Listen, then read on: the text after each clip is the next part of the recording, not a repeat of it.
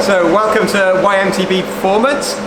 Today we're going to be putting Windy, aka Dave Windybank, through his paces, do some fitness tests. So it's a really good idea at the start of the season to get some kind of baseline fitness numbers, which is what we're going to be doing here today. We're going to do two types of tests on Windy. The first one is a 6-second sprint test. So we're trying to establish his peak power for that. And the second test will then be a 3-minute aerobic test. And that's going to give us an average number of his aerobic fitness, or his average watts for 3 minutes. It's a really good measure of how aerobically fit he is at this point in time. We'll then put him through kind of a 6-week kind of training program and come back and repeat these tests every 6 weeks or so to be able to see how his actually fitness is improving. The reason that we do the two tests, he said maximal power or peak power is around his ability to be able to sprint, generate power off the start line, for example, or sprinting out of a corner in a mountain bike setting.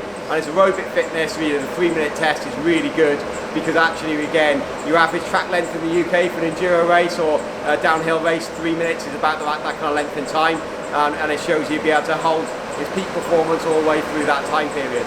So once he's warmed up, you can see he's getting his legs spinning now, getting ready to go.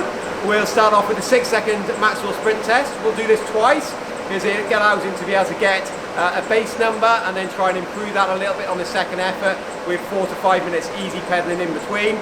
And then we'll have 10 minutes kind of break with a little bit of a warm up again, 3 to 4 minute warm up before he goes into his 3-minute aerobic test.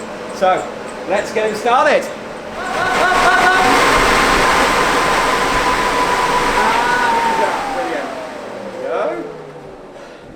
Good. Peak 106.9. Right, and then just pedal a couple of minutes in between. Already seeing stars.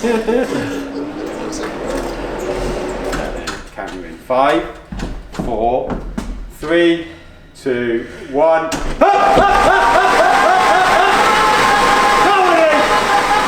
That's it. See? 1140. Brilliant. Okay, spin that. Smash it up. Okay, so don't touch the pedals now. Okay, well, it's and then as soon as you start applying pressure, it'll start counting down the clock. Okay. Okay. But yeah, if you aim for a kind of a number in there, say 250 to 300, yeah, and then judge that after your first 60 seconds, and then feel like you can push on a little bit more, or actually you need to ease off a little bit, and kind of work it from there. Okay. Okay? Yeah. Yeah? Yeah. You ready? Yeah. Okay. Okay, and don't start with the sprint. Just wind it up, nice and steady. Should have got the wax on. Ready? Yeah. Okay. There you go. Cool. Perfect. So have a little focus on that number now. Gradually wind that up.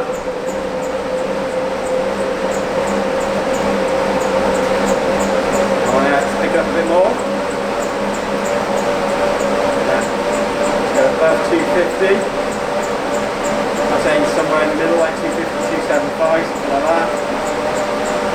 That's good. That's cool. And again, nice comfortable RPM. You feel like you can stay on top of all the way through the test. That's good. That's perfect. Focus on the number a little bit as well, so that you can just hold it consistently. You're not getting peaks and troughs.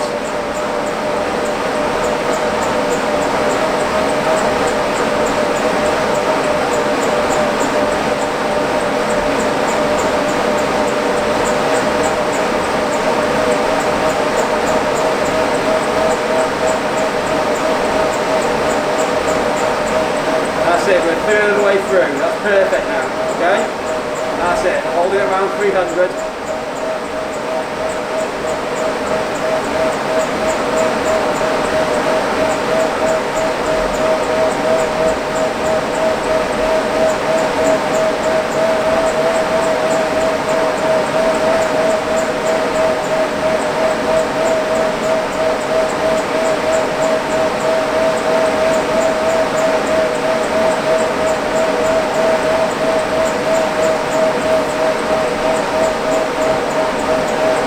You're under, so let's start lifting it up, under a minute and a half now, okay?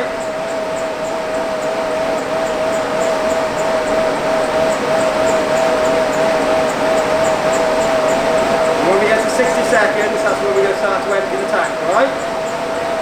Hold it, just nice and steady, that's good. Right, now start to lift it up, start to empty the tank.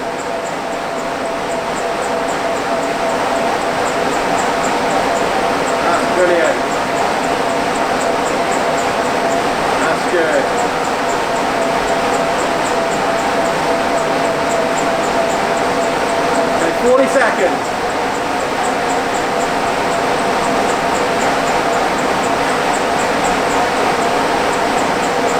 That's brilliant, Windy. Go on.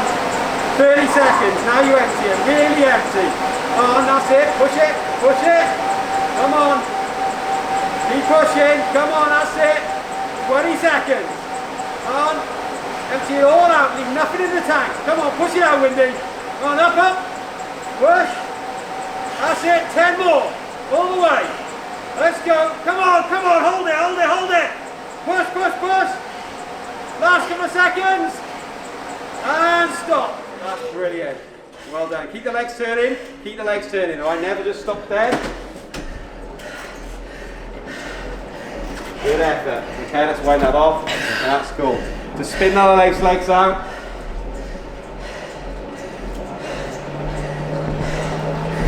He looks like he could go again, doesn't he? Yeah. Oh, he's looking good. I want to do it again. So that was really good, Windy. Well done, great effort. Thank you very much. So your result there, 331 watts average power over the 3 minutes. Now that gives you a power to weight ratio of 4.41, and that's measured in watts per kilos. And that measure is important because actually that's a really good measure of your climbing ability. It's the amount of power that you can put out and hold versus the weight it's trying to carry up the hill. So obviously, ideally, you increase the amount of power and potentially also lose a little bit of weight, and then actually you see your climbing ability increase like twofold, threefold, because you've lost some weight and actually increased some power through the training that you've been doing as well.